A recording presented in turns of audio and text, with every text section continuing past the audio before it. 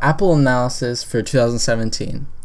I went over a few different topics I'm looking at for Apple. I'm not going over their numbers specifically this time, just because I think their numbers are kind of boring, and in general, they're just kind of boring to go over. So I'm going to go over some of the things that they're producing in this year and then in the next coming years, as well as if they have any numbers to back them up. So a quick summary with what I'm going over. First is their Apple services, and Apple services has grown a lot. It's grown by 22% this past year, and this is going to be their second largest source of revenue behind the iPhone. And so when we see this, it's really important because they're diversifying where they're getting their revenue from. Next, I also go into the iPhone 8, which is their next flagship product, and it's going to be the super phone because it's the 10th anniversary. So we're going to see features like an OLED screen, biometric scanning, and there's also rumors around virtual reality in the future. One of the things I also look at is that Apple has been developing a driverless car. They started with developing an entire car, but now they're just moving to the technology. So I think this is really good because they're going to be focusing all their resources just in the technology, which can be very valuable in the future.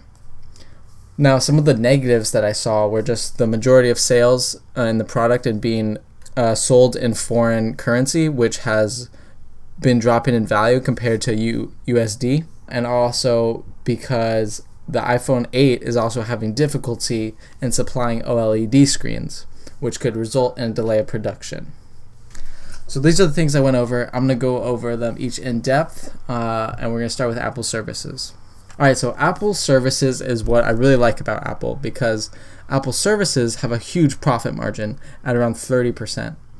Because they aren't getting their revenue from mostly physical products with Apple services, it's diversifying how they're going to compete in the future. Because I think online services, especially the cloud, are going to be where the majority of revenue comes for companies. So Apple services have grown 22% from 2015 to 2016, and it's a core part of Apple because every big company has to go through the App Store to put their app on the iPhone. All right, we're thinking Facebook, Snapchat, YouTube. These all have to go through the App Store. And so this is where Apple benefits. I mean, they had $24 billion in revenue this previous year compared to the iPhone's $136 billion. So they still have a long way to go for services, but services currently account for 11% of net sales. And this is what I like about Apple because they're finding more avenues of revenue, which is very positive in the future as the competition with cloud services comes into effect, which is what Amazon has been developing as well as Google. Okay, next we have the iPhone, the super phone. So this is the 10th anniversary iPhone. We haven't seen huge features come into the previous iPhones, but this iPhone is going to have some massive features. Now, they like to surprise their audience. They like to surprise their consumers. And so we might see things that we just aren't even aware about right now. But what is rumored to be is an OLED screen, which is going to go edge to edge. So that'll be really cool, and I think it'll drive iPhone purchases up more because iPhone is behind on the edge to edge OLED screen. However, one of the difficulties surrounding the iPhone 8 is that production delay rumors have occurred because the curved OLED screen is very difficult to make high yields of, and also because the glass usually fails the drop test. So this has caused production delays. Morgan Stanley analysts said that they might be moving their production into November. Okay, on to their second feature that's going to be into the superphone, which is wireless charging. And Foxconn has been said to be testing this wireless charging. We're going to see it probably in half of iPhones because at least half of iPhones produced had this technology in them. So it might be a part of the iPhone premium model that we'll see wireless charging. We also have rumors of biometric recognition technology. So we're going to see, instead of the Touch ID, it's going to be more biometric. And this could be a huge improvement, and I don't think any other company has done it so far.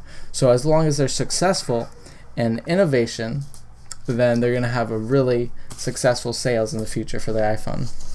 Okay, another thing that's really great with this OLED screen is that OLED screens have a higher refresh rate. And a higher refresh rate is required almost for smooth virtual reality. So there are rumors around virtual reality with this iPhone. And this could be also another huge step into that virtual reality market, which is what Facebook is competing with.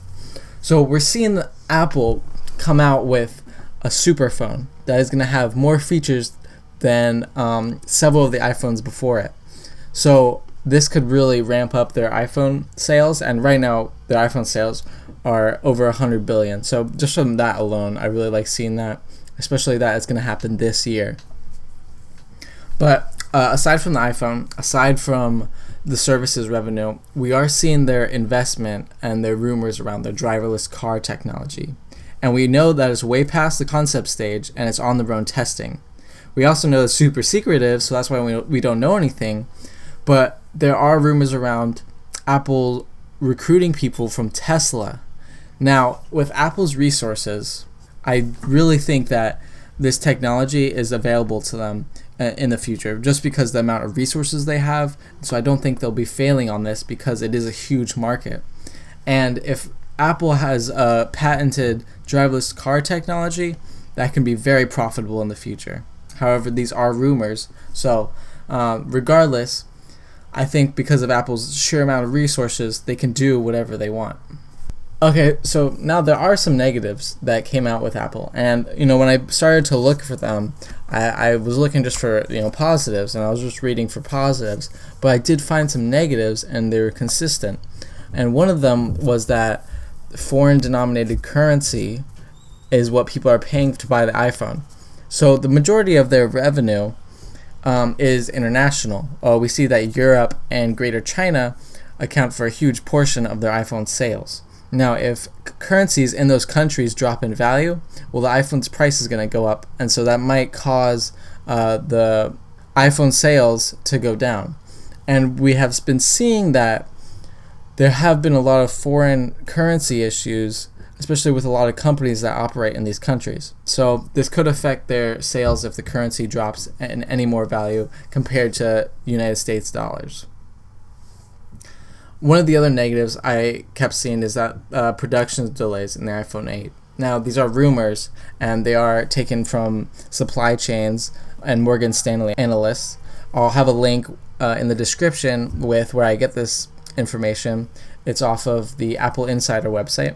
But the production delays in the iPhone 8 have caused them to actually maybe have production in November. Now, the iPhone has historically accounted for 60% of the revenue. So if they have any problem with the production of the iPhone or have any issues with the iPhone coming out, well, we could have very adverse effects on their profits, which could deter the stock price to go down.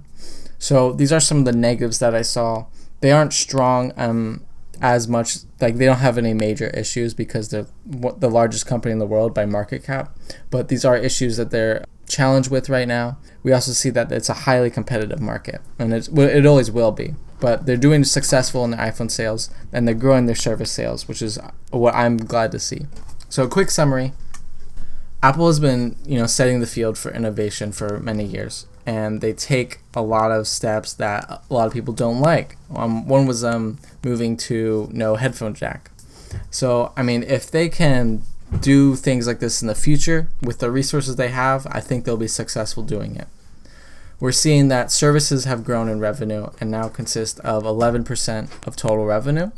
The flagship iPhone is going to be the super phone, and they're adding many features to it, which are going to be highly successful if they do them correctly.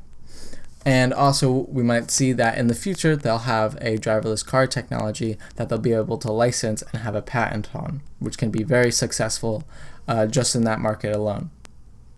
So even though revenue majority is in also foreign denominated currency, I still think that the Apple is looking for another way to diversify their revenue, and they're doing that through Apple services. So I like seeing that, especially in the future, where cloud networks are going to be extremely popular for many businesses. So that was a quick analysis on Apple. I didn't go into much of the specifics around their quarterly reports or the annual reports, but this is what I took from their annual reports. I put it into a writing form rather than a number form because I think looking at the concepts, seeing what they're doing, seeing the amount of resources that they're contributing to it is much more entertaining. As well, it helps me learn better about the company. So this was great doing. Leave a comment down below if you think Apple will follow through with their iPhone superphone as well as the driverless car technology and what you think about that.